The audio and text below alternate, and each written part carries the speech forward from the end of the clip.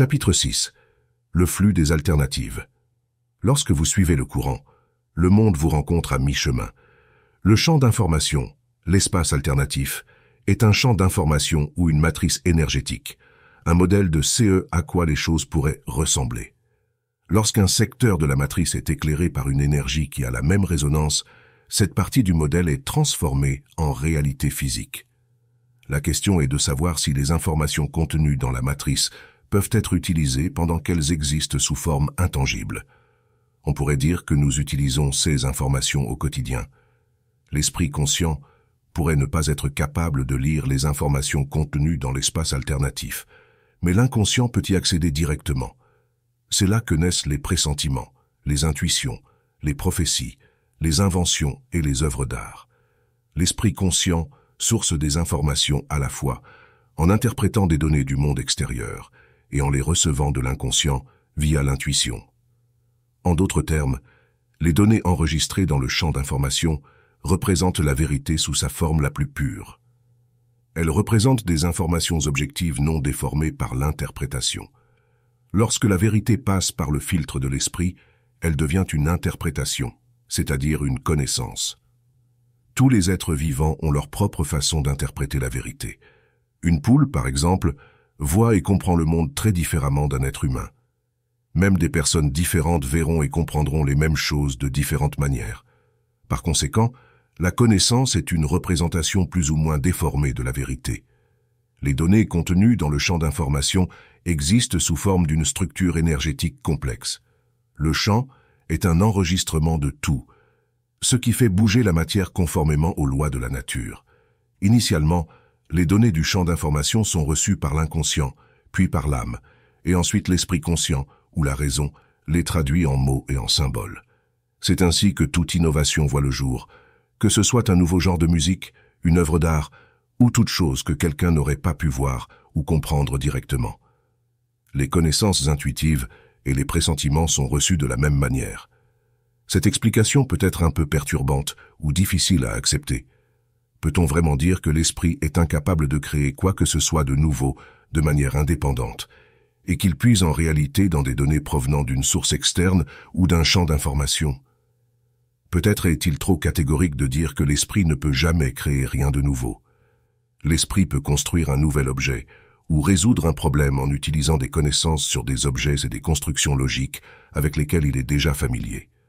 En d'autres termes, l'esprit rationnel peut construire une nouvelle maison, mais seulement à partir de vieilles briques. Il peut construire quelque chose en utilisant des idées qui ont déjà été rendues accessibles à l'esprit conscient précédemment, mais il ne peut pas accéder directement à des informations fondamentalement nouvelles.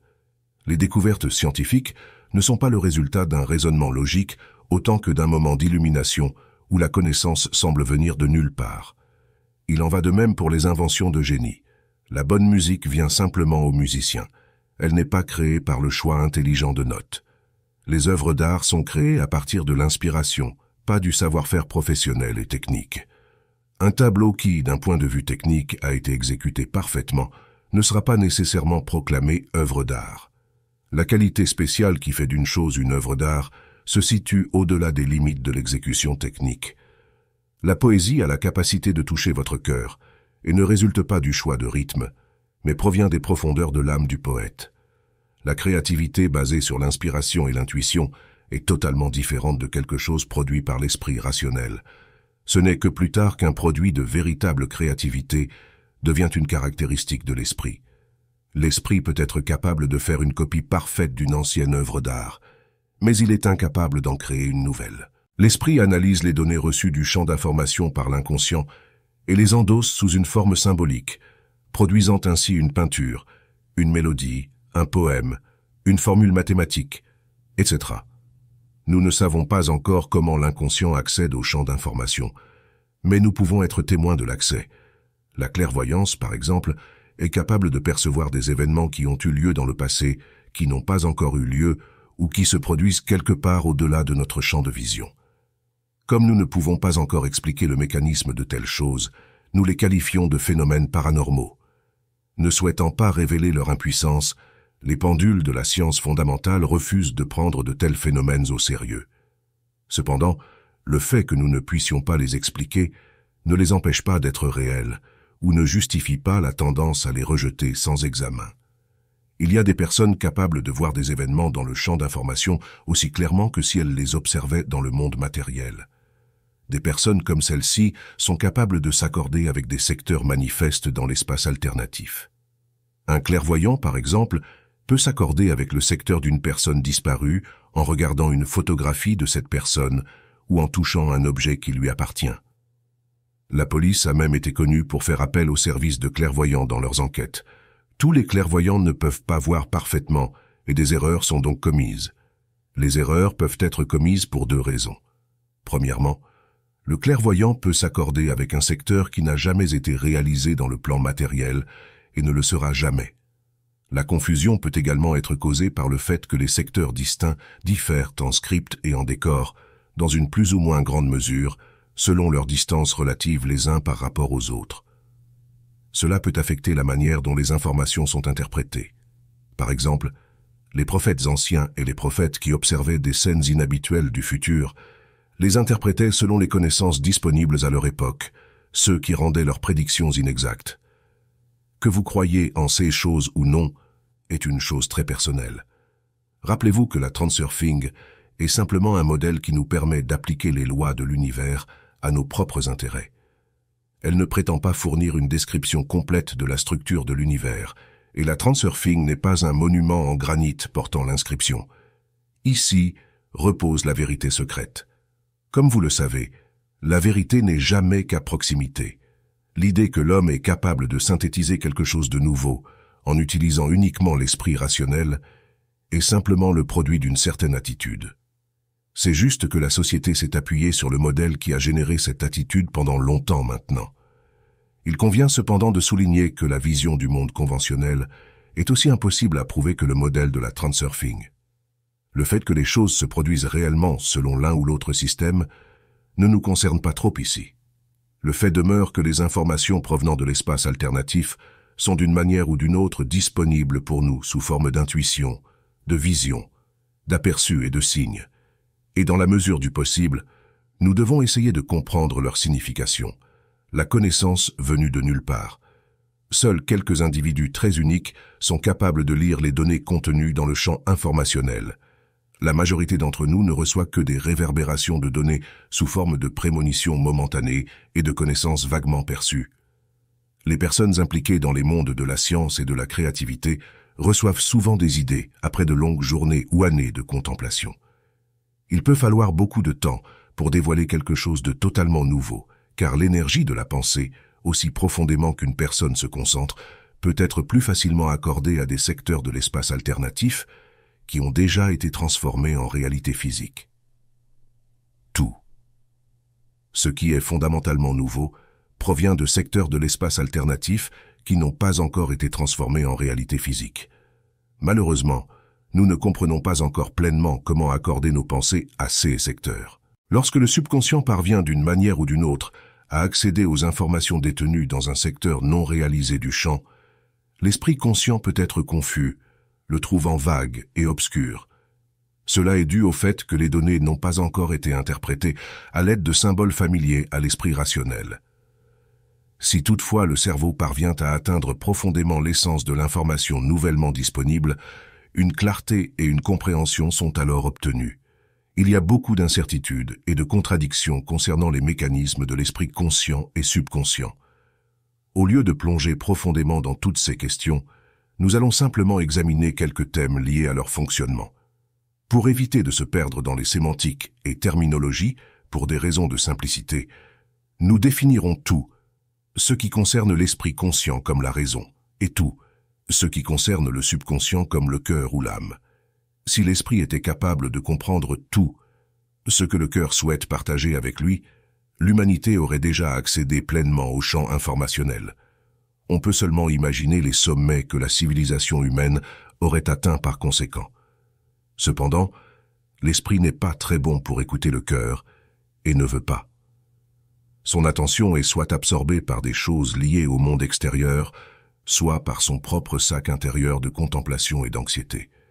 L'esprit est occupé à contrôler son monologue interne incessant et est, en comparaison, très inattentif aux signaux faibles du cœur. L'esprit insiste de manière autoritaire pour faire les choses à sa manière. Lorsque la raison pense, elle s'appuie sur des catégories qu'elle utilise pour marquer les qualités des objets visibles dans les secteurs matérialisés du champ d'information. En d'autres termes, elle pense à l'aide de désignations établies, de symboles, de mots, de concepts, de diagrammes, de règles, etc. L'esprit démêle toutes les informations qu'il reçoit en utilisant des désignations appropriées. Des désignations sont attribuées à tout ce qui existe dans le monde qui nous entoure. Le ciel est bleu, l'eau est mouillée, les oiseaux volent, les tigres sont dangereux, l'hiver est froid, etc. Si les informations reçues d'un secteur non matérialisé n'ont pas encore été attribuées de désignation rationnelle, l'esprit les perçoit comme une connaissance insondable. Si de nouvelles désignations peuvent être introduites ou si elles peuvent être expliquées dans le contexte de références conventionnelles, alors une découverte est faite. Il est toujours extrêmement difficile de trouver des désignations pour de nouvelles connaissances. C'est comme lorsque quelqu'un entend de la musique pour la première fois, une sorte d'information exprimée sous forme de son. Lorsqu'une personne entend la musique, son esprit reçoit l'information qu'elle transporte. L'esprit sait qu'il entend quelque chose, mais ne comprend pas encore ce qu'il entend, car il n'a rien à quoi se référer. La compréhension vient plus tard, lorsque la personne a entendu de la musique de nombreuses fois et que toutes les désignations et les objets pertinents ont été démontrés. Musiciens, instruments, notes et chansons. Lorsqu'on entend de la musique pour la première fois, on l'aperçoit simultanément comme une connaissance et un mystère. Essayez d'expliquer à un petit enfant que le lait est blanc. Les jeunes enfants apprennent tout juste à utiliser des catégories abstraites et posent donc beaucoup de questions. Un enfant peut savoir ce qu'est le lait, mais ne pas comprendre ce que signifie blanc, et ainsi demander « qu'est-ce que le blanc ?» Le blanc est une couleur. Qu'est-ce qu'une couleur? C'est une qualité que les objets ont. Qu'est-ce qu'une qualité? Qu'est-ce qu'un objet? Et ainsi de suite. Plutôt que d'essayer de l'expliquer, il est plus facile de montrer à l'enfant des objets de différentes couleurs. Alors l'esprit de l'enfant commence à reconnaître comment différencier les objets en utilisant la notion abstraite de couleur. C'est ainsi qu'un enfant apprend à définir tout dans le monde qui l'entoure, puis à penser en utilisant ces définitions. Contrairement à l'esprit, le cœur n'utilise pas de désignation. Comment le cœur pourrait-il expliquer à un enfant que le lait est blanc? Depuis que l'esprit a commencé à penser en termes de catégories abstraites, le lien entre le cœur et l'esprit s'est peu à peu atrophié. Le cœur ne fonctionne pas en termes de catégories. Il ne pense ni ne parle. Il ressent et sait.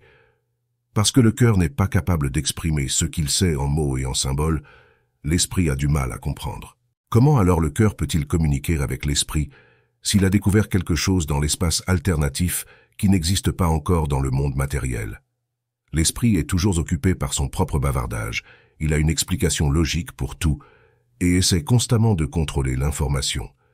Il capte des signaux vagues du cœur qu'il n'est pas toujours capable de définir à l'aide de ces catégories. Les sentiments vagues et la connaissance signalée par le cœur sont noyés par les pensées bruyantes de l'esprit. Lorsque le contrôle sur l'esprit est relâché, cependant, les sentiments intuitifs et la connaissance peuvent percer jusqu'à la conscience. Les signaux du cœur sont transmis dans une prémonition ambiguë que nous appellerons la voix intérieure. Dans les moments où l'esprit est distrait, il vous permet d'éprouver les sentiments et la connaissance du cœur. C'est le bruissement des étoiles du matin, la voix sans mots, la réflexion sans pensée et le son sans volume.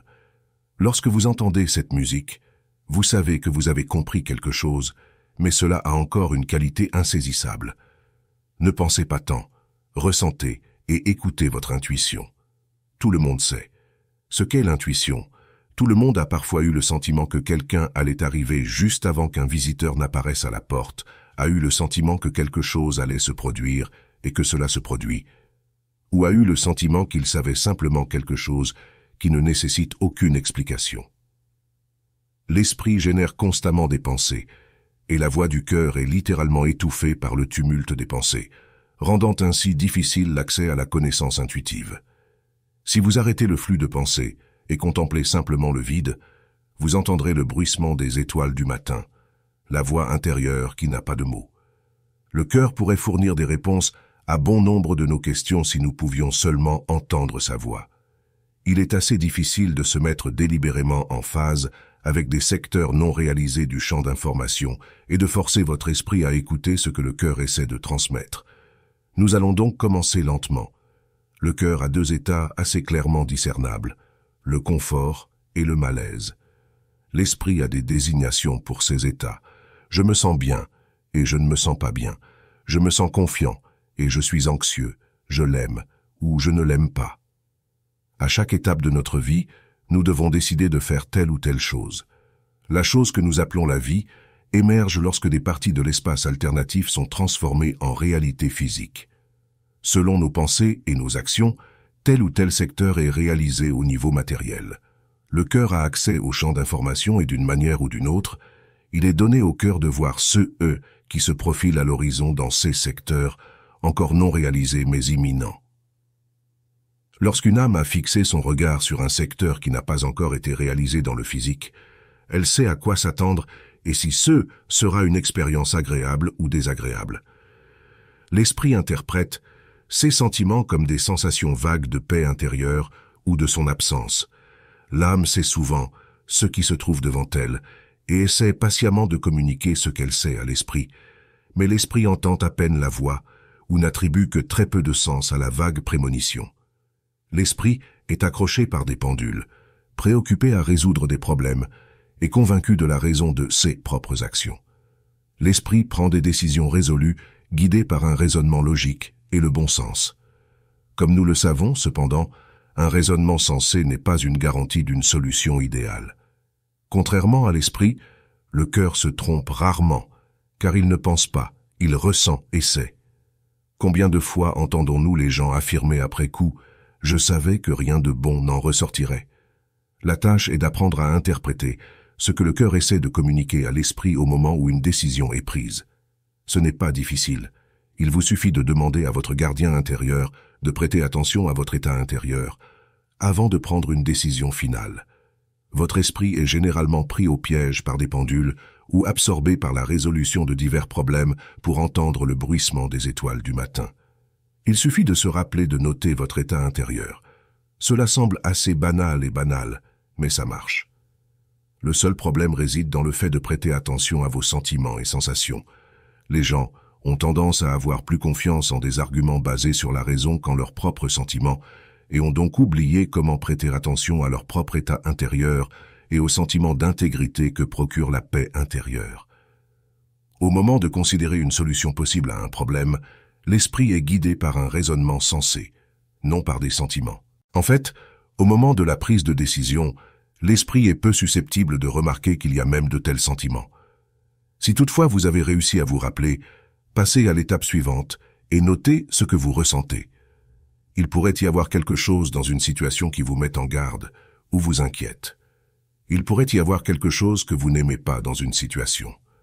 Une fois que vous avez pris une décision, demandez à l'esprit de se taire un instant et demandez-vous comment vous vous sentez à ce sujet, bien ou mal. Ensuite, imaginez avoir pris une décision différente et posez-vous à nouveau la question. Comment cela me fait-il me sentir, bien ou mal?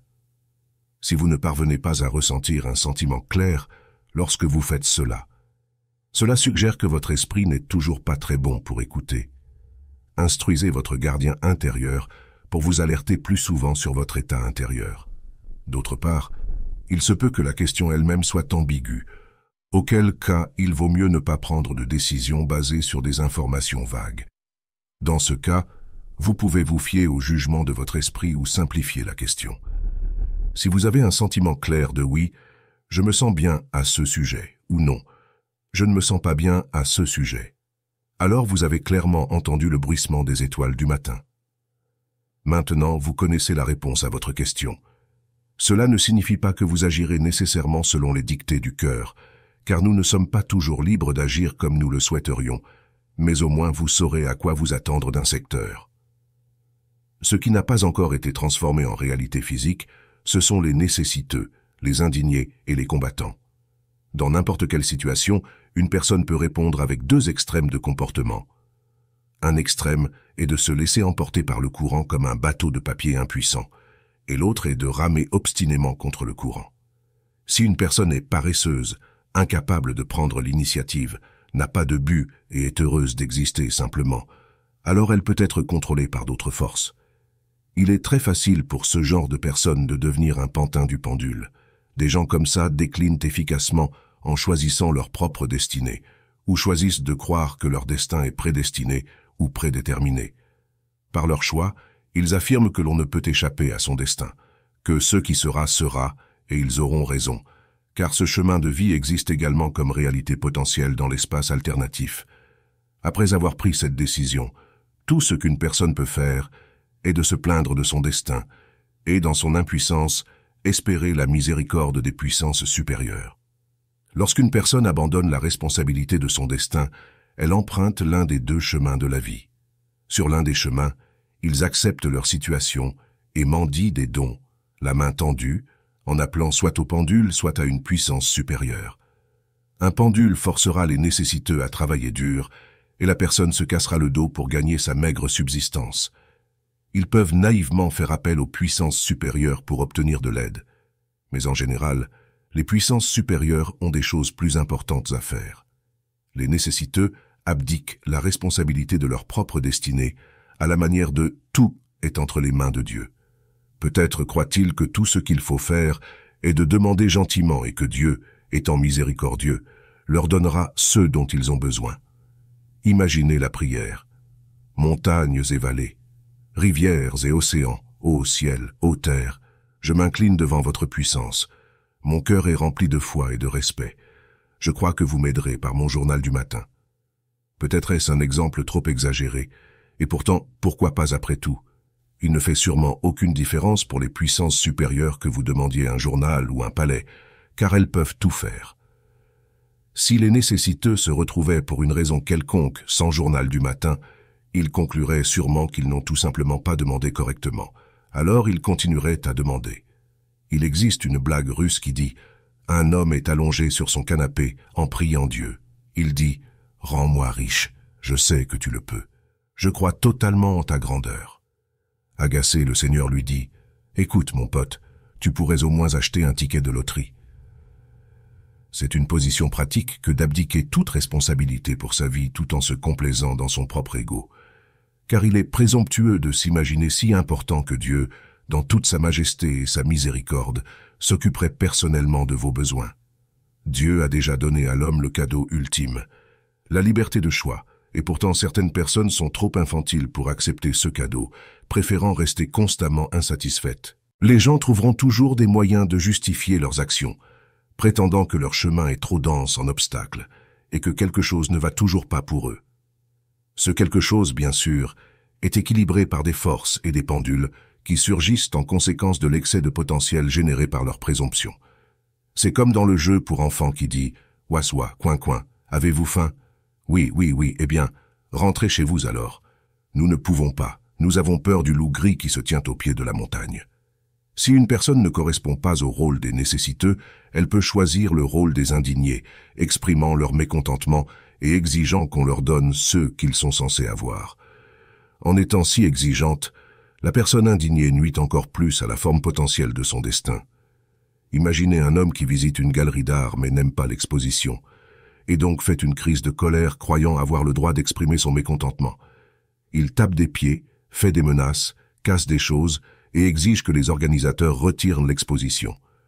Naturellement, l'homme serait puni pour ses actions, ce qui le rendrait encore plus amer et encore plus enclin à exprimer son indignation. Une personne qui croit que ses propres désirs et besoins devraient être une priorité pour les autres ne rêverait jamais qu'elle n'est qu'un invité dans ce monde. Du point de vue de la transurfing, ces deux rôles semblent également absurdes. La transurfing offre un chemin différent. Si vous voulez quelque chose, ne plaidez pas pour l'obtenir. Ne le demandez pas. Allez simplement de l'avant et obtenez-le. Rien de nouveau dans cette position. C'est la position naturelle d'une personne qui fait ses propres choix et croit que son destin est entre ses mains. Cependant, les gens ont tendance à pousser cela trop loin dans leur lutte pour une place au soleil. En prenant une position ferme, les gens déclarent la guerre au pendule, se laissent entraîner dans la compétition et se frayent un chemin. Leur vie entière devient une lutte continue pour la survie. C'est leur choix, Et ce choix se jouera car il existe également comme réalité possible dans l'espace alternatif. Nous savons déjà que l'acceptation passive et la mécontentement ouvert rendent une personne dépendante des pendules. Peut-être vous souvenez-vous du contenu du chapitre sur l'importance et l'excès de potentiel. Les nécessiteux créent un excès de potentiel via leur sentiment de culpabilité, s'offrant volontairement entre les mains des manipulateurs. La victime assume automatiquement qu'elle est condamnée à devoir demander ce qu'elle veut et attend jusqu'à ce que quelqu'un décide de le lui donner. La personne indignée crée un excès de potentiel avec leur expression continue de mécontentement et ruine leur propre vie en invoquant sans fin des forces équilibrées. Ayant choisi de se battre, le combattant adopte une attitude plus productive, mais sa vie est difficile et exige une énorme quantité d'énergie. Peu importe à quel point une personne essaie de résister, si elle adopte cette position, la vie ne fera que devenir de plus en plus difficile et elle sera de plus en plus empêtrée dans le filet. Le combattant croit qu'il se bat pour son propre destin, alors qu'en réalité il gaspille simplement énormément d'énergie personnelle. Parfois, une personne gagne, mais à quel prix? Leur exemple convainc tout le monde que les lauriers de la victoire ne peuvent être obtenus qu'au prix de gros efforts. Ainsi, la croyance répandue selon laquelle si vous voulez accomplir quelque chose, vous devez peiner et vous battre pour y parvenir est encore consolidée. L'opinion publique est principalement façonnée par les pendules. L'excès de potentiel de l'importance de soi sert de mangeoire aux pendules, et donc les croyances basées sur certains aspects de l'importance de soi sont largement soutenues. La croyance qu'un objectif personnel est difficile à atteindre représente une projection de l'importance extérieure, tandis que la croyance que l'objectif ne peut être atteint que par une personnalité ayant des qualités extraordinaires est un projecteur d'importance intérieure. Dans les deux cas, l'individu est dépouillé. On peut leur permettre d'atteindre la ligne d'arrivée, ce qui les rendra sans aucun doute très heureux. Mais ce que la personne ne réalisera pas, c'est combien d'énergie a été gaspillée, non pas pour atteindre l'objectif, mais pour se plier aux exigences du pendule. Métaphoriquement parlant, c'est comme si une personne essayait de se frayer un chemin à travers une foule de mendiants, suppliant pour atteindre son objectif. Les mendiants s'agitent, bloquent le passage, agrippent les vêtements et le corps de la personne. La personne essaie de se justifier, s'excuse, donne de l'argent aux mendiants, les repousse et se fraye un chemin à travers la foule. Enfin, et non sans grande difficulté, le but est atteint. L'énergie dépensée pour atteindre réellement l'objectif est relativement faible, assez pour avancer pas à pas. La partie restante de l'énergie a été utilisée pour lutter contre les nécessiteux. Lorsqu'une personne apprend à rompre le cycle avec le pendule, elle retrouve sa liberté. Les profiteurs les laisseront en paix et se concentreront sur un autre individu. Pour se libérer du fardeau des pendules, il faut abandonner l'importance intérieure et extérieure. Si vous parvenez à le faire, les obstacles que vous auriez rencontrés en chemin vers la réalisation de vos objectifs personnels disparaîtront simplement. Alors, vous serez en mesure de ne pas demander ce que vous voulez, de ne pas l'exiger, de ne pas vous battre pour l'obtenir, mais simplement d'avancer et de l'obtenir. Maintenant, la question se pose de savoir comment la phrase « avancer et l'obtenir » doit être comprise spécifiquement et comment procéder. Le reste de ce livre est consacré à répondre à cette question. Bientôt, vous aurez la réponse. Jusqu'à présent, nous avons exposé des stratégies générales pour choisir son destin personnel. Aucun des rôles décrits ci-dessus, le nécessiteux, l'indigné ou le combattant, ne nous convient. Quel rôle pensez-vous que la transurfing attribuerait au maître de son propre destin dans le jeu de la vie? C'est le devoir. La réponse se trouve dans le prochain chapitre. Maintenant, nous allons examiner différentes façons tactiques de se comporter dans diverses situations. Aller avec le courant, les nécessiteux et les indignés vont faiblement avec le courant de la vie, tandis que le combattant pousse contre le courant. Bien sûr, dans la vie, personne n'incarne parfaitement l'un ou l'autre de ces rôles. Nous adoptons tous un ou plusieurs de ces rôles dans une plus ou moins grande mesure à mesure que la vie évolue. Et pourtant, aucun d'entre eux n'est particulièrement efficace. S'il n'est pas conseillé de se battre et que suivre le courant est trop faible, quelles autres options restent-ils? Plutôt, nous avons décrit comment la raison affirme de manière autoritaire sa volonté sur la base du bon sens. Certaines personnes rationalisent de manière très raisonnable et intelligente, mais sont totalement incapables de résoudre leurs propres problèmes. À quel point le bon sens peut-il être utile si l'esprit ne peut pas l'utiliser pour fournir une solution idéale à un problème? Le fait est que même si l'esprit est rationnel, il reste inconscient du fait qu'il est influencé par les schémas de pensée créés par les pendules. Certes, tant qu'une personne joue le rôle du nécessiteux, de l'indigné ou du combattant, il ne peut être question de liberté de mouvement.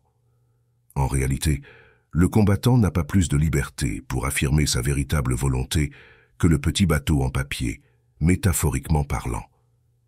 Voici comment le combattant se déplace avec le courant de la vie. Les pendules provoquent le combattant qui nage alors à contre-courant, sans comprendre qu'il serait plus facile et plus avantageux d'utiliser le courant. L'esprit du combattant est saisi par les pendules, mais le combattant est résolument déterminé au combat et, en prenant des décisions résolues, fouette l'eau de toutes ses forces, là où des mouvements calmes et lisses auraient suffi. Imaginez maintenant une personne qui ne va ni à contre-courant, provoquant des tourbillons supplémentaires dans l'eau, ni se laisse simplement porter par le courant, comme un petit bateau en papier. Elle avancerait intentionnellement en harmonie avec le courant, notant les bancs de sable, les obstacles et les zones dangereuses sur le chemin, faisant des mouvements fluides pour rester sur sa trajectoire choisie. C'est la personne à la barre. À quel point est-il utile de penser à la vie en termes de flux, et pourquoi est-il si nuisible de nager passivement ou de résister au flux? Les informations qui se trouvent dans l'espace alternatif sont stationnaires, comme une matrice. En même temps, la structure d'information est organisée en chaîne de cause à effet qui donne naissance au flux des alternatives. C'est eux que nous entendons par flux dans le contexte de la transurfing. La principale raison d'éviter de résister activement au flux est que, ce faisant, vous dépensez une énorme quantité d'énergie soit en vain, soit à votre propre détriment. Vous ne pouvez pas non plus vous fier entièrement aux alternatives du flux, car il pourrait vous emmener dans un lagon calme aussi facilement que vers le bord d'une cascade. On doit donc avancer avec prudence, en corrigeant ses mouvements avec des actions fluides. Une personne devrait également être consciente de la direction générale du flux, qui est déterminée par son objectif choisi et les moyens pour y parvenir. Une fois que le cours général a été déterminé, il faut se fier au flux autant que possible. Tout le monde a une idée approximative du flux général des événements dans sa vie. La plupart des gens étudient d'abord, puis trouvent un emploi, fondent une famille, gravissent les échelons de l'emploi, construisent une maison, et ainsi de suite. Beaucoup de gens commettent beaucoup d'erreurs en chemin, souhaitant rétrospectivement avoir fait les choses différemment, mais il est trop tard pour changer quoi que ce soit. Ce qui est fait, le flux les emmène dans une direction loin de leur objectif, et l'esprit rationnel est impuissant à y faire quoi que ce soit. Tout ce qu'ils peuvent faire, c'est regretter, sachant que s'ils avaient su où ils tomberaient, ils auraient mis quelque chose là pour adoucir la chute. Tout le monde veut savoir ce qui les attend juste au coin de la rue. Tout le monde ne prend pas au sérieux le recours aux voyants et aux astrologues pour des conseils, mais beaucoup s'y intéressent au moins par curiosité. L'avantage d'une lecture est qu'une prévision astrologique optimiste ou une prédiction peut allumer une étincelle d'espoir, tandis qu'une prédiction désagréable peut être minimisée comme insignifiante et oubliée plus tard. Malgré le fait que les calculs astrologiques et la clairvoyance ne peuvent garantir une précision à 100%, le modèle de transsurveillance n'en nie pas la valeur, car la prédiction et la vue sont sourcées dans l'espace alternatif. En tout cas, si le taux de précision était trop faible, personne ne prendrait ces prédictions au sérieux. L'astrologie n'existe pas seulement parce que les gens sont curieux de jeter un coup d'œil dans le futur. Le flux des alternatives nous permet également de jeter un coup d'œil à d'autres secteurs du champ qui existent dans la réalité physique. Dans quelle mesure on choisit de se fier aux prévisions et aux prédictions astrologiques est aussi une chose très personnelle. Donc nous placerons respectueusement le sujet de côté et considérerons ce que nous pouvons conclure utilement de la simple connaissance que le flux des alternatives existe. Les principales questions qui se posent sont dans quelle mesure nous pouvons nous rendre au flux, comment déterminer si nous allons dans la bonne direction et pourquoi nous devrions nous y rendre du tout. Comme nous l'avons mentionné précédemment, l'esprit est constamment sous pression des niveaux projetés d'importance et donc empêché de prendre des décisions vraiment efficaces. l'importance intérieure et extérieure est essentiellement la principale source du problème, causant l'apparition de forces équilibrées sous forme de rapides et de tourbillons le long du chemin d'une personne. Si vous réduisez l'intensité de l'importance projetée, le flux reviendra à un courant plus calme. La question de savoir s'il faut se rendre au flux est également importante. L'importance extérieure encourage l'esprit à rechercher des solutions compliquées à des problèmes simples. L'importance intérieure convainc l'esprit que son raisonnement est solide et capable de prendre la seule décision juste. Si nous réduisons l'intensité de l'importance projetée, l'esprit peut respirer librement, car il a été libéré de l'influence des pendules et de la pression des problèmes créés artificiellement. Il peut prendre des décisions plus objectives et appropriées. La beauté de cela réside dans le fait que, une fois que l'esprit est libéré du fardeau de l'importance, il n'a pas un grand besoin d'un intellect puissant. Bien sûr, pour résoudre les problèmes quotidiens, vous avez besoin de pensée logique, de connaissances et de compétences analytiques, mais cela nécessite beaucoup moins d'énergie. Le flux des alternatives est un cadeau luxueux que, paradoxalement, l'esprit utilise rarement. Le flux des alternatives contient les solutions à tous nos problèmes. La majorité des problèmes sont en fait créés artificiellement par l'esprit.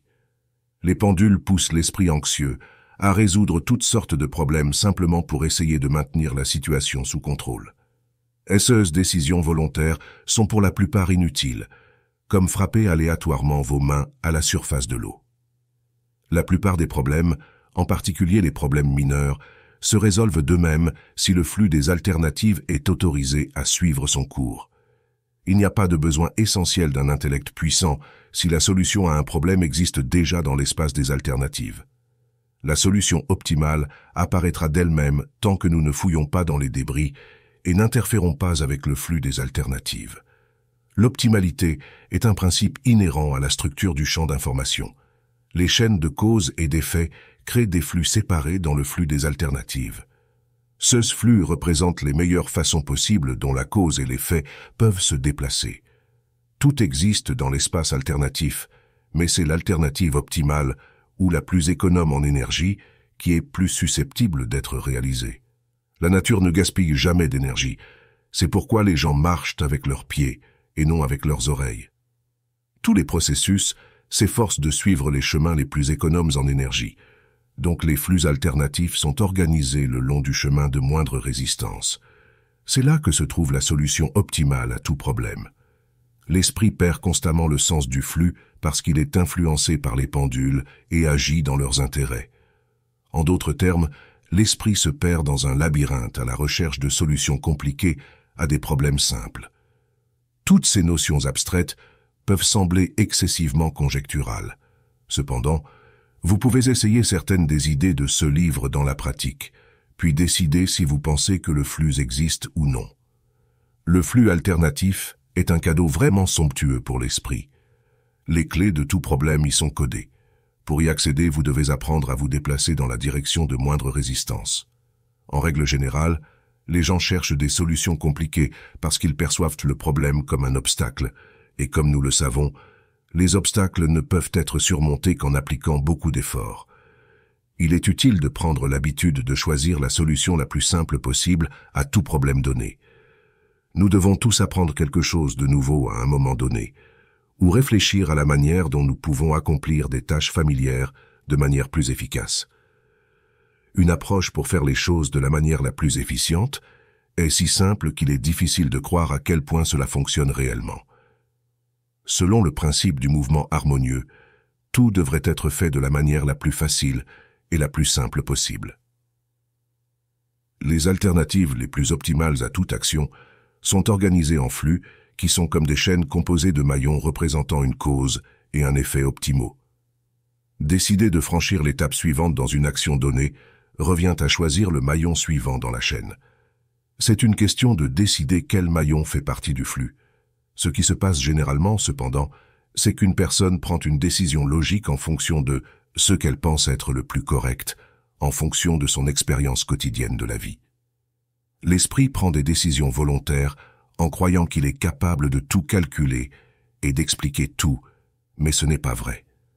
Vous pouvez probablement vous rappeler de nombreuses occasions où vous avez soudainement vu comment les choses auraient pu être faites différemment, et pourtant c'était trop tard. Ce n'est pas que l'esprit soit dispersé ou manque de netteté, autant que la chaîne dans le flux ne correspond pas toujours à une construction logique. Quoi que vous fassiez, vous choisirez rarement une action optimale en vous fiant uniquement à la logique. En règle générale, l'esprit est toujours soumis à une sorte de pression. Que ce soit le stress, l'anxiété, la dépression ou une activité intense. En d'autres termes, l'esprit est constamment distrait par des pendules, ce qui le rend un peu poussif ou prêt à lancer une attaque sur le monde extérieur pour choisir la prochaine chaîne dans le flux, tout. Ce que vous avez à faire est de vous libérer des fils de marionnettes et d'avoir assez de conformité pour suivre le flux. Cela signifie adopter une condition d'équilibre et avoir assez de conscience pour ne pas projeter une importance exagérée. Une fois que vous sentez que vous êtes dans une condition d'équilibre et d'harmonie avec le monde, suivez simplement le flux. Vous remarquerez une multitude de signes qui vous guideront. Lâchez prise sur la situation. Soyez l'observateur objectif plutôt que le participant. Effectuez vos actions simplement en adoptant ni la position d'esclave, ni celle de maître. Instruisez votre gardien intérieur de vous pousser chaque fois que votre esprit essaie de prendre une décision sensée, mais néanmoins volontaire. Détachez-vous émotionnellement comme si vous étiez simplement un administrateur et observez votre travail de l'extérieur. Tout peut être fait beaucoup plus simplement que vous ne le pensez. Cédez à la simplicité, c'est l'esprit et non le flux des alternatives qui vous porte au bord de la chute. Imaginez qu'il y a quelque chose que vous devez acheter, mais que vous ne savez pas où trouver un magasin qui le vend. Vous vous fiez à votre esprit, qui suggère la manière la plus sensée et la plus compliquée de trouver le magasin dont vous avez besoin.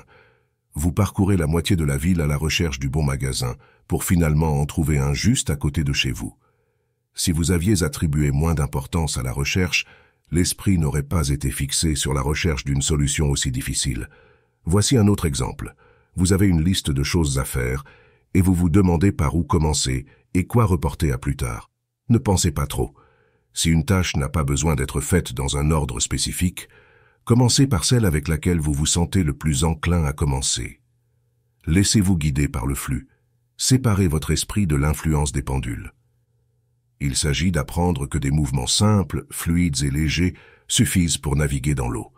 Vous n'avez pas besoin d'être un frêle bateau de papier impuissant ou de vous agiter frénétiquement les mains dans l'eau. Je ne vais pas continuer avec une longue liste d'exemples. Si vous passez ne serait-ce qu'une journée à suivre véritablement le cours des choses, vous découvrirez par vous-même à quel point vivre votre vie de cette manière peut être utile et surprenant. Chaque fois que vous trouvez une solution à un problème, demandez-vous quelle approche serait la plus simple et suivez-la. Chaque fois que quelque chose ou quelqu'un vient vous distraire, ne vous précipitez pas pour résister ou l'éviter. Essayez de vous détacher de la situation, puis observez ce qui se passe ensuite. Chaque fois que vous êtes confronté à une nouvelle tâche, demandez-vous comment je peux faire cela le plus simplement possible, puis laissez faire ce qui doit être fait avec autant de facilité que possible. Chaque fois que quelqu'un suggère quelque chose de différent ou essaie de prouver son propre point de vue, essayez de ne pas intervenir et de contredire. Peut-être que l'esprit rationnel ne peut tout simplement pas comprendre l'avantage ou voir l'alternative. Activez d'abord votre gardien intérieur, observez, puis agissez. Descendez dans l'auditorium, ne vous précipitez pas pour prendre le contrôle. Laissez le jeu se développer autant que possible de lui-même sous votre supervision. Pas besoin de vous agiter frénétiquement les mains dans l'eau. Essayez de ne pas gêner le cours de la vie et vous vous sentirez beaucoup mieux pour cela. Signe guide, comment pouvons-nous distinguer entre un banc de sable ou une chute d'eau approchant normalement dans un tournant et un courant? Il y a toujours des signes tangibles qui nous aideront à nous naviguer à travers la vie. La vie nous envoie constamment des signes. Le signe le plus courant et bien connu est un présage. Il y a de bons et de mauvais présages. Voir un arc-en-ciel est un bon présage. Un chat noir traversant la route est un présage de malheur largement reconnu. Les présages sont créés à la suite de multiples observations et comparaisons. Si le pourcentage de présages correctement prédits est suffisamment élevé, un certain schéma est déterminé, qui devient ensuite l'opinion publique, car les gens aiment parler entre eux des phénomènes étranges. Cependant, les présages ne se réalisent pas toujours, loin de là.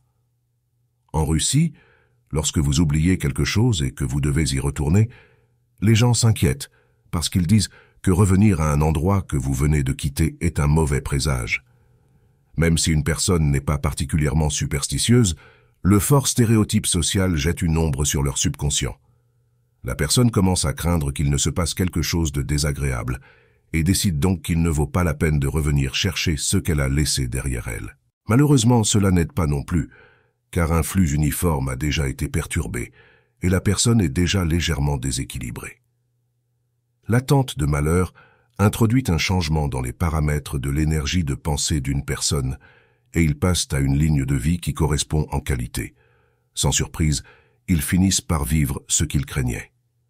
En effet, la personne a permis à la possibilité de l'événement d'entrer dans leur scénario personnel. Cela explique pourquoi un pourcentage croissant de présages se réalise. Comme vous pouvez le voir, le présage en soi ne peut pas servir de loi ou de modèle. Pourquoi tout le monde considère-t-il en particulier qu'un chat noir est un mauvais présage? Ou, en d'autres termes, comment un chat noir peut-il influencer notre vie? Bien sûr, ce n'est pas le chat qui a de l'influence, mais la réponse d'une personne à la vue du chat. Si vous croyez aux présages, ils joueront un rôle dans la façon dont les événements de votre vie se déroulent. Si vous ne croyez pas aux présages, mais que vous ressentez quand même des doutes lorsque vous réalisez que vous en avez vu un, l'influence sera légère. Si, cependant, vous ne croyez pas du tout aux présages et ne leur prêtez aucune attention, ils n'auront aucune influence sur votre vie. Le principe est très simple. Vous vivez. Ce que vous autorisez dans le script de votre vie personnelle, une personne qui croit que les présages sont des superstitions vides n'éprouvera aucune indication de leur validité dans la couche de leur monde.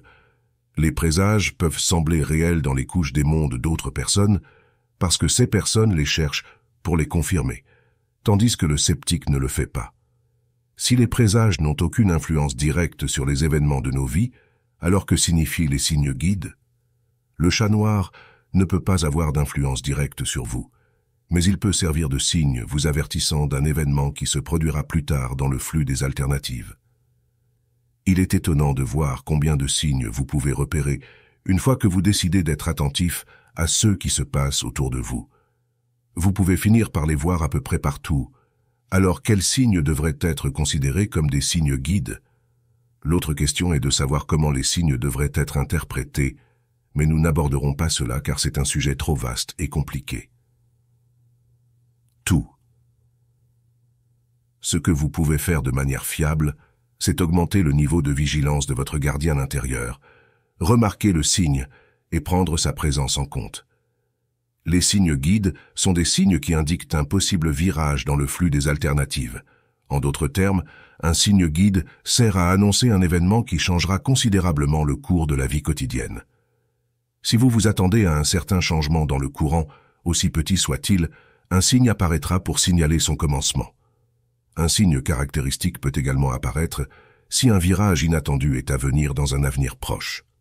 Lorsque le flux des alternatives fait un virage, vous passez sur une ligne de vie différente. La ligne de vie sera plus ou moins homogène, en CE, qui concerne la qualité de vie.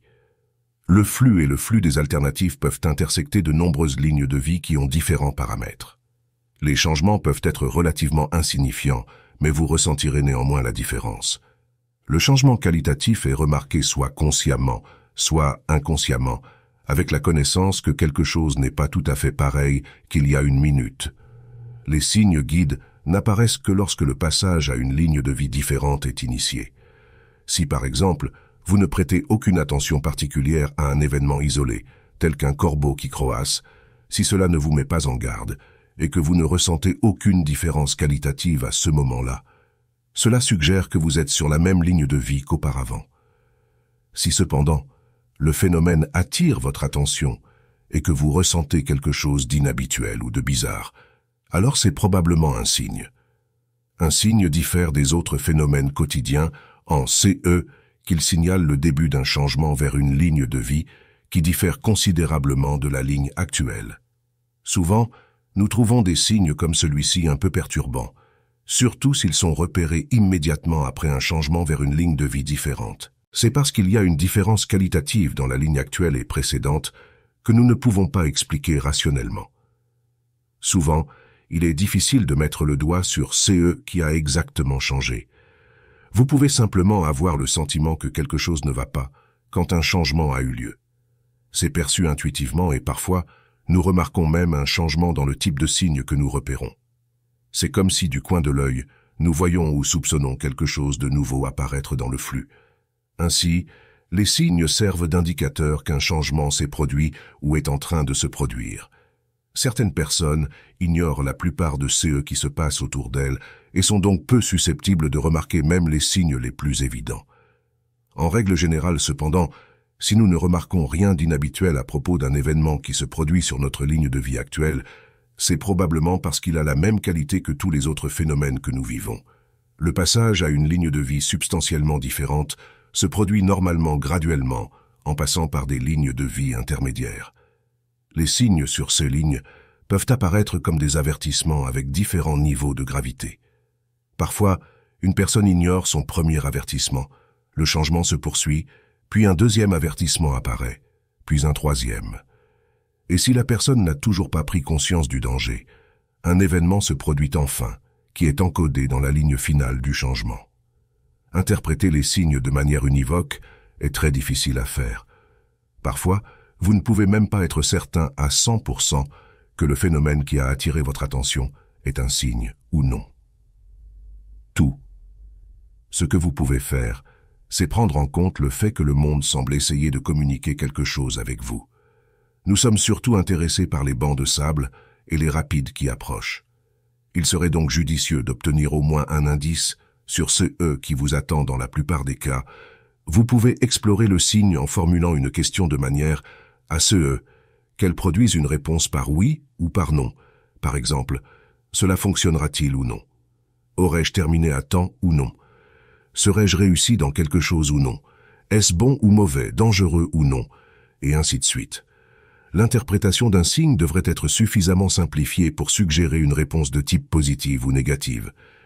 Il est inutile de s'attendre à un haut niveau de détail précis. Le signe porte une indication sur la qualité du virage à venir dans le flux. Si vous associez le signe à une sensation désagréable ou s'il vous remplit d'appréhension, de surprise désagréable ou d'anxiété, cela signifie que le signe annonce un tournant négatif des événements. Si la sensation est ambiguë, il est inutile d'essayer d'interpréter le signe car votre évaluation sera trop subjective pour être fiable. Un signe peut vous apporter un avertissement selon lequel vous devez être plus prudent, changer votre comportement d'une manière ou d'une autre, ou cesser de faire quelque chose. Pour cette raison, il est important de ne pas nier un signe, ni de le laisser vous inquiéter trop en lui attribuant trop de signification. Les signes peuvent revêtir diverses formes, mais dans chaque cas, la chose la plus utile à faire est de décider si leur signification est positive ou négative. Par exemple, si vous étiez pressé et qu'une vieille dame avec une canne bloquait votre chemin, cela pourrait être interprété comme signifiant que vous serez retardé, que le bus qui avance normalement à pas de tortue passera étrangement aujourd'hui. Peut-être êtes-vous allé trop loin dans une situation et devriez-vous être plus prudent. Ou peut-être essayez-vous de faire quelque chose qui ne se passe pas très bien et, quoi que vous fassiez, des obstacles continuent de se mettre en travers de votre chemin, bloquant tout. Peut-être avez-vous choisi une impasse et devriez-vous prendre un itinéraire différent. Le principal avantage des signes est qu'ils ont la capacité de vous réveiller à temps, vous faisant voir que vous agissez dans l'intérêt du pendule destructeur ou à votre propre détriment. Les gens font souvent des erreurs fatales lorsqu'ils sont sous l'anesthésie zombie d'un pendule, se rendant compte plus tard qu'ils n'étaient pas conscients de leurs actions et avaient oublié d'être vigilants. Il peut être utile d'interpréter même les signes innocents comme de simples avertissements. Il est toujours sage de maintenir un sentiment de prudence et de conscience à l'égard de ceux qui se passent autour de vous, tant que la prudence ne se transforme pas en anxiété et en suspicion. Vous devez être capable de prendre soin de vous sans vous inquiéter, être détaché tout en étant impeccable dans tout ce que vous faites, aussi étrange que cela puisse paraître. Parfois, les signes ou les phrases directrices les plus claires et les plus concises sont prononcées spontanément, comme si elles n'avaient pas d'importance. Lorsque quelqu'un essaie de vous imposer son opinion, il vaut mieux ne pas y prêter attention. Mais une phrase spontanée, prononcée comme une recommandation décontractée, ou un conseil peut mériter d'être pris au sérieux. Les phrases spontanées sont prononcées sans que le locuteur planifie ce qu'il va dire à l'avance. Vous pouvez probablement vous rappeler une occasion où vous avez répondu à un commentaire immédiatement, sans réfléchir, comme si la réponse existait déjà quelque part au fond de votre conscience et qu'elle sortait simplement en contournant l'esprit analytique. La même chose se produit lorsque votre esprit somnole ou est occupé par autre chose et que des phrases apparemment aléatoires sont prononcées. Lorsque l'esprit somnole, l'âme parle, et l'âme, après tout, est en contact direct avec le champ d'information. Par exemple, quelqu'un dit juste par hasard « N'oublie pas ton écharpe, tu attraperas froid ». Si vous ne suivez pas leurs conseils, il est probable que vous le regretterez plus tard. Vous pourriez être absorbé par des pensées sur un problème, et quelqu'un fait une recommandation en passant, qui à ce moment-là ne semble pas très pertinente. Écoutez ces mots et ces phrases. Ne les rejetez pas trop rapidement. Vous pouvez être convaincu d'avoir raison sur quelque chose, et puis quelqu'un ouvre vos yeux pour voir les choses différemment, sans même avoir l'intention de le faire. Essayez de ne pas être trop têtu pour reconsidérer votre point de vue et demandez-vous si vous n'étiez pas simplement en train de gesticuler de manière aléatoire dans l'eau. Les sentiments d'inconfort intérieur sont également un signe très clair. Bien que, en règle générale, nous ne prêtions pas suffisamment attention à ces sentiments, s'il faut prendre une décision, personne ne sait mieux que votre propre âme ce que cette décision devrait être. Il est souvent très difficile de comprendre exactement ce que l'âme essaie de vous dire, mais le principe est le même que pour tous les autres signes. Vous pouvez déterminer assez clairement si la décision est au goût de l'âme ou non. Lorsque vous devez prendre une décision, arrêtez-vous et écoutez le murmure des étoiles du matin. Si dans votre esprit vous avez déjà pris la décision et que vous vous souvenez trop tard du murmure, essayez de vous rappeler quel type de sentiment vous ressentiez lorsque vous preniez la décision. Ces sentiments peuvent être caractérisés soit par « je me sens bien à ce sujet », soit par « je ne me sens pas bien à ce sujet ». Si vous avez pris la décision à contre-cœur et qu'elle vous a laissé un sentiment de froideur, alors ce sentiment correspondrait clairement à la catégorie « je ne me sens pas bien ». S'il n'est pas trop tard pour changer d'avis, faites-le en écoutant votre instinct. Évaluer à quel point vous vous sentez à l'aise n'est pas difficile, mais ce qui est difficile, c'est de se rappeler assez tôt d'écouter son cœur, car l'esprit raisonne avec autorité, sans inclination à écouter quiconque d'autre. Le fort tambourinement du bon sens étouffe la voix chuchotante du cœur. L'esprit essaie toujours de justifier et de prouver sa position. Vous avez ici le choix, oui ou non. L'âme essaie timidement de s'opposer, non, mais l'esprit est conscient que l'âme dit non, mais prétend ne pas entendre, avançant des arguments persuasifs basés sur un jugement solide pour soutenir son propre oui. Après avoir lu ces lignes, rangez-les dans un fichier séparé dans votre mémoire, et la prochaine fois que vous prendrez une décision, sortez le fichier. Vous verrez que le processus est exactement comme je l'ai décrit. Je suggérerais de garder à l'esprit cet exercice simple et fiable comme moyen de reconnaître votre savoir intérieur. Si vous devez vous convaincre et vous persuader de dire oui, alors votre âme dit vraiment non. Lorsque votre âme dit oui, vous n'avez pas besoin de vous persuader. Nous reviendrons sur cela plus tard. Faites attention aux signes que le monde vous donne. Sans aller trop loin et chercher des signes partout, cela peut devenir un peu absurde. Si vous dites par exemple « Les oiseaux volent haut dans le ciel aujourd'hui », je me demande ce que cela signifie. Peut-être cela signifie simplement que les oiseaux n'ont pas peur des hauteurs et peuvent donc voler à des altitudes élevées. Il suffit d'être conscient de ce que vous remarquez et de garder à l'esprit qu'une chose que vous avez vue pourrait être un signe directeur. Dès que vous oubliez d'être vigilant, les pendules s'accrocheront à vous et vous pourriez devenir victime des circonstances. Il vaut également la peine de vérifier méticuleusement les désirs et les actions qui pourraient changer radicalement le cours de votre destinée. Si vous avez un mauvais pressentiment à propos de quelque chose que vous envisagez de faire, si c'est possible, ne le faites pas, car le sentiment négatif que vous éprouvez indique que le désir initial vient de l'esprit, pas du cœur. Les désirs et les actions qui viennent de l'esprit sont toujours imposés par les pendules. Si vous ignorez un mauvais pressentiment dans la plupart des cas, rien de terrible ne se produira, mais parfois, vous pourriez le regretter profondément. Par conséquent, chaque fois que possible, il vaut mieux renoncer aux désirs et aux actions qui évoquent des sentiments de culpabilité, de doute ou d'appréhension. Si vous pouvez prendre l'habitude de le faire, cela simplifiera grandement votre vie et vous libérera de toutes sortes de problèmes. Il y a juste un mais. Si une série de pas mal placés vous ont complètement emmêlé, il se peut que simplement reconsidérer certains désirs et actions ne suffisent pas, car parfois, une personne est appelée à faire quelque chose qui lui cause un inconfort, comme ne pas dire la vérité, ou aller travailler lorsque vous détestez votre travail. Cependant, une fois qu'un nœud a été défait et que vous êtes libéré d'une situation plus complexe, vous pouvez essayer avec confiance le principe de renoncer aux désirs ou actions qui évoquent un sentiment de malaise intérieur. C'est tout. Ce qui peut être dit sur les signes directeurs dans le contexte du modèle de Transurfing. En fin de compte, vous pouvez interpréter les signes qui vous sont personnels. Il n'est pas nécessaire de vous apprendre à interpréter les signes. Vous comprendrez instinctivement leur signification si vous êtes observateur de vous-même et du monde qui vous entoure. Méfiez-vous d'attribuer une importance excessive à des signes qui ne sont pas suffisamment clairs ou qui introduiraient des interprétations négatives dans votre propre scénario de vie. Vous ne resterez pas coincé sur un banc de sable ou ne vous précipiterez pas dans les rapides si vous évitez de créer un excès de potentiel. Après tout, nous pouvons très bien survivre sans signes si nécessaire. Il ne nous est pas donné de comprendre pleinement leur signification. Le seul signe qui mérite particulièrement d'être pris en compte lorsque vous prenez une décision est votre intuition et votre ressenti viscéral. Il vaut vraiment la peine d'écouter le murmure des étoiles du matin. En lâchant prise sur l'existence des flux et des alternatives, vous pouvez potentiellement libérer l'esprit de deux fardeaux écrasants. Le besoin de résoudre rationnellement les problèmes et le besoin de contrôle, si l'esprit se permet d'être libéré. L'esprit exigera une explication plus ou moins rationnelle pour se sentir suffisamment à l'aise pour lâcher prise. Comme vous l'avez peut-être remarqué, une grande partie de ce qui est décrit dans ce livre est irrationnel.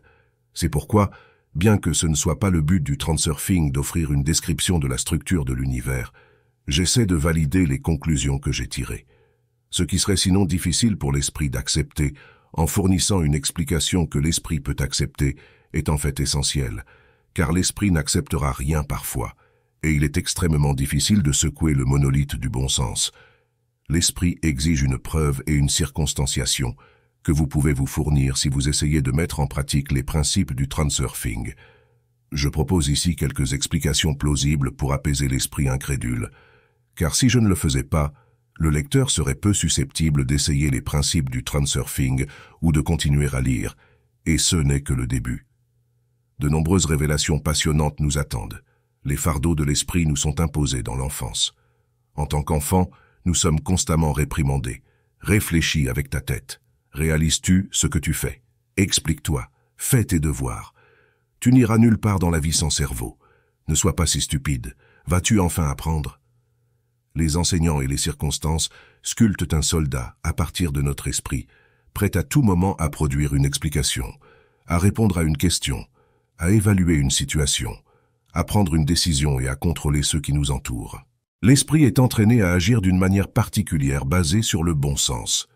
Je ne suis pas assez présomptueux pour prôner l'élimination du bon sens, tout à fait le contraire. Le bon sens nous fournit un ensemble minimal de règles sur la façon de se comporter dans la vie afin de survivre. L'erreur de l'esprit est de suivre trop littéralement le code comportemental. Une obsession pour le bon sens empêche l'esprit de s'ouvrir, de regarder autour de lui et de remarquer toutes les choses qui ne correspondent pas aux règles. Il y a beaucoup de choses dans le monde qui sont incompatibles avec le bon sens. L'esprit rationnel est incapable d'expliquer tous les phénomènes que nous observons dans le monde, et il n'est pas très bon pour protéger une personne contre les problèmes et les déceptions. Cependant, en se fiant aux flux et aux alternatives, on peut compenser les limites de l'esprit. La justification en est très simple. Il y a une intentionnalité dans les flux et les alternatives, et c'est une qualité que recherche l'esprit. Comme nous l'avons déjà dit, les flux suivent le chemin de moindre résistance. L'esprit s'efforce de raisonner de manière sensée et logique, en se basant sur les principes de cause à effet, mais ces imperfections l'empêchent de naviguer correctement dans le monde extérieur et de trouver une solution optimale à tout problème donné. La nature est essentiellement parfaite, donc les flux des alternatives ont plus d'intentionnalité et de logique que l'esprit le plus sage. Quoique l'esprit soit convaincu de raisonner clairement, il reste sujet aux erreurs. L'esprit commettrait moins d'erreurs s'il ne s'efforçait pas autant de s'impliquer et permettait aux problèmes de se résoudre d'eux-mêmes. Lorsque vous lâchez prise sur la situation et relâchez votre emprise contrôlante, vous accordez plus de liberté au monde qui vous entoure et le flux peut suivre son cours. Vous savez déjà qu'il est futile, voire dangereux, d'essayer de contraindre le monde, et pourtant lorsque l'esprit perd le sens d'un flux harmonieux, il crée un excès de potentiel qui à son tour crée des obstacles. Le transurfing démontre une manière différente d'être. Premièrement, si vous réduisez l'importance que vous accordez à un obstacle, il disparaîtra de lui-même. Deuxièmement, si l'obstacle ne répond pas à vos efforts pour le surmonter, contournez-le et des signes directeurs apparaîtront pour vous aider. Le problème avec l'esprit est qu'il a tendance à interpréter tout événement qui ne correspond pas à son scénario comme un obstacle. L'esprit aime tout planifier à l'avance, faire des calculs, et lorsque quelque chose d'inattendu se produit, il lutte contre cela en essayant de l'adapter au scénario. Malheureusement, cela ne fait qu'aggraver la situation. De toute évidence, l'esprit n'est pas capable de planifier les événements idéalement. C'est là que le flux devrait avoir plus de liberté. Le flux n'a aucun intérêt à ruiner votre vie, car une telle action manquerait d'intentionnalité. Cependant, les vies peuvent être ruinées par des actions mal conçues. L'esprit considère que l'intentionnalité se manifeste lorsque tout se déroule selon le scénario, et les problèmes non désirés se manifestent lorsque quelque chose ne suit pas le scénario. Les problèmes doivent être résolus, alors l'esprit s'y met avec beaucoup de zèle, générant de nouveaux problèmes et encombrant le chemin d'innombrables obstacles. Réfléchissez-y. Quand les gens sont-ils heureux, épanouis et satisfaits d'eux-mêmes, sinon lorsque tout se déroule selon le plan?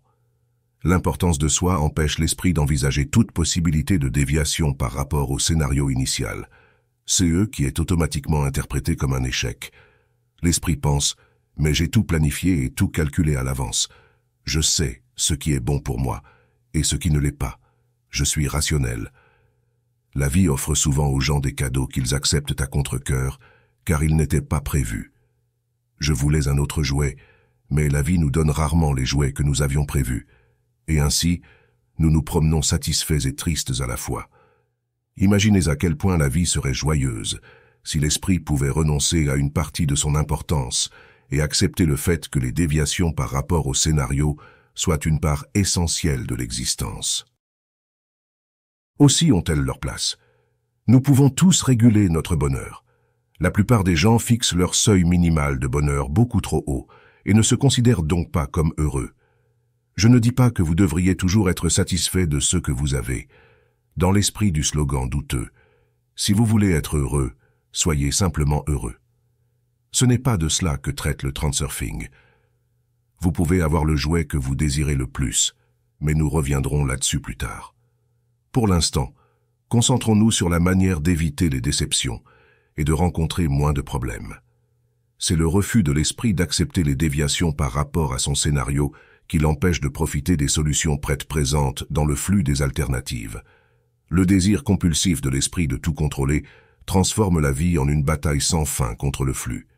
Si seulement l'esprit pouvait permettre au flux de suivre son propre cours plutôt que d'essayer d'imposer sa volonté, son plus grande erreur est de chercher à contrôler le flux lui-même plutôt que son propre mouvement au sein du flux.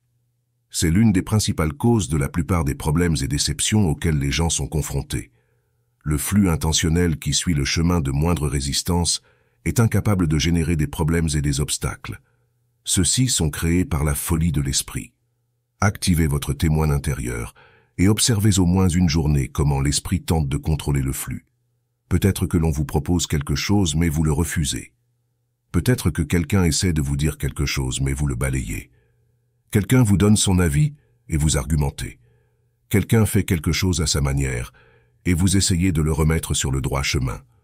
On vous propose une solution, mais vous la contestez en disant que cela ne fonctionnera pas. Vous vous attendez à une chose, mais vous en recevez une autre et exprimez votre insatisfaction. Quelqu'un vous dérange et cela vous met en colère. Quelque chose contredit votre scénario et vous allez jusqu'au bout pour forcer le flux dans la bonne voie. Peut-être que les choses sont différentes pour vous, mais il y a indéniablement un fond de vérité dans ces mots. Maintenant, essayez de lâcher prise et de donner plus de liberté au flux.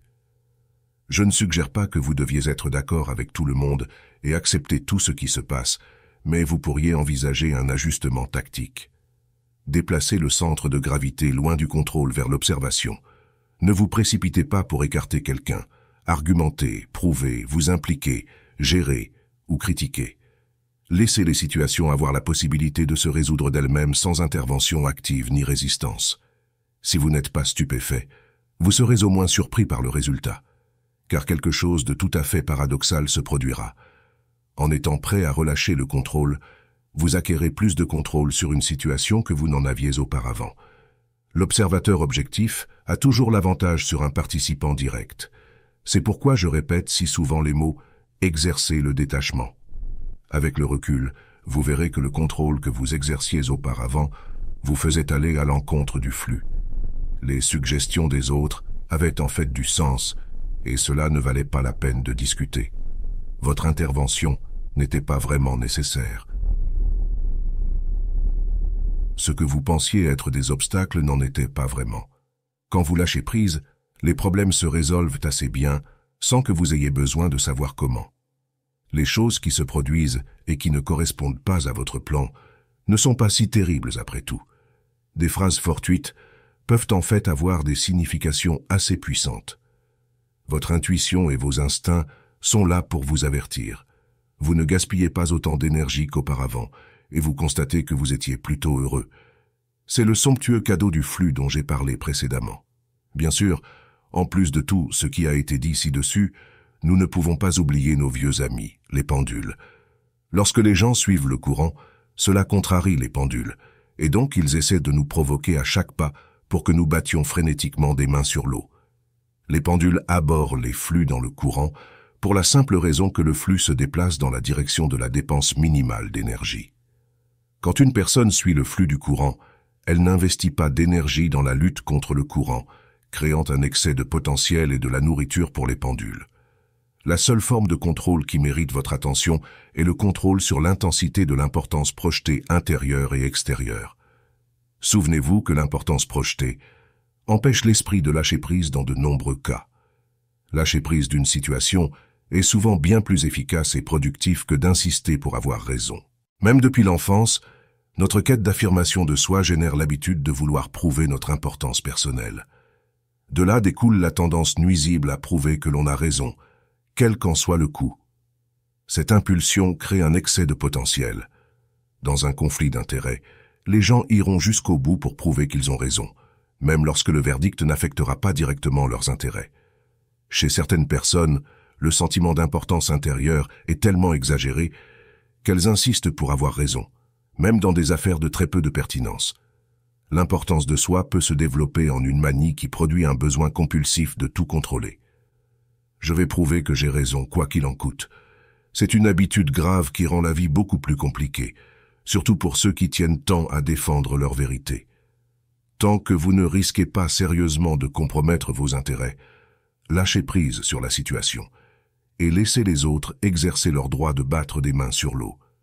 Si vous pratiquez consciemment le lâcher-prise, le sentiment de soulagement sera plus grand que lorsque vous réussissez à prouver votre point de vue. Vous ressentirez un sentiment d'accomplissement en sachant que vous avez avancé au lieu d'insister sur votre propre importance. Vous parviendrez à agir comme un parent sage face à des enfants difficiles. Voici un autre exemple. S'engager excessivement dans le travail est aussi préjudiciable que négliger ses responsabilités. Imaginez que vous venez d'obtenir un nouveau poste prestigieux que vous rêviez d'avoir depuis longtemps. Vous exigez beaucoup de vous-même parce que vous voulez prouver votre potentiel. En principe, il n'y a rien de mal à cela, mais si vous vous jetez dans le travail trop ardemment, vous pourriez constater que vous ne supportez pas la pression avec le temps, surtout si les tâches sont très difficiles. Dans tous les CA, vous deviendrez moins efficace et au pire, vous pourriez vous retrouver avec un épuisement nerveux, pensant à tort que vous êtes incapable de gérer le poste. Un autre scénario possible est que vous générez une activité vigoureuse sans observer l'ordre établi. Vous pouvez remarquer toutes sortes de choses qui pourraient être améliorées et initier les changements nécessaires, convaincu que vous vous comportez de manière appropriée. Cependant, si vos innovations changent le cours habituel de la vie quotidienne pour vos collègues, cela ne sera pas bénéfique. C'est le genre de situation où votre initiative peut devenir un crime punissable. Vous êtes entré dans un environnement avec un flux lent et paisible, et avec vos actions, vous avez commencé à battre frénétiquement des mains sur l'eau en essayant de nager plus vite. Cela signifie-t-il que vous devriez garder la bouche fermée et la tête baissée? Ce serait un peu extrême. La question doit être abordée avec un esprit sobre. Vous ne devriez considérer vous agacer et réprimander quelqu'un que s'il vous dérange directement, et même alors, seulement si votre critique améliorera la situation. Ne critiquez jamais quoi que ce soit qui s'est passé dans le passé et ne peut être changé. Pour tout le reste, suivez le courant, pas au sens littéral en étant d'accord avec tout et tout le monde, mais en déplaçant le centre de gravité du contrôle vers l'observation. Observez davantage et ne vous précipitez pas pour contrôler les choses. Il n'est pas nécessaire de s'inquiéter de trouver le bon équilibre. Un sens sain de la modération viendra avec la pratique. En résumé, l'esprit interprète les informations en utilisant un ensemble de désignations établies. Le cœur ne pense pas ou ne parle pas, il ressent et sait. L'esprit est seulement capable de construire une version relativement nouvelle d'une maison à partir de vieilles briques. Les découvertes fondamentalement nouvelles proviennent de secteurs non réalisés de l'espace des alternatives. Le cœur sert de médiateur entre les nouvelles informations et l'esprit. Le cœur perçoit les informations non réalisées comme une connaissance au-delà de l'interprétation. Une découverte est faite lorsque l'esprit est capable d'interpréter les informations accessibles par le cœur. L'esprit est capable d'évaluer parfaitement son niveau de confort intérieur. Apprenez à prêter attention à votre état intérieur en renonçant à la projection de l'importance. Vous êtes libre de choisir votre propre destin en renonçant à la projection de l'importance. Cela signifie être libre de ne pas demander, exiger ou se battre pour ce que vous voulez, mais simplement d'aller le chercher.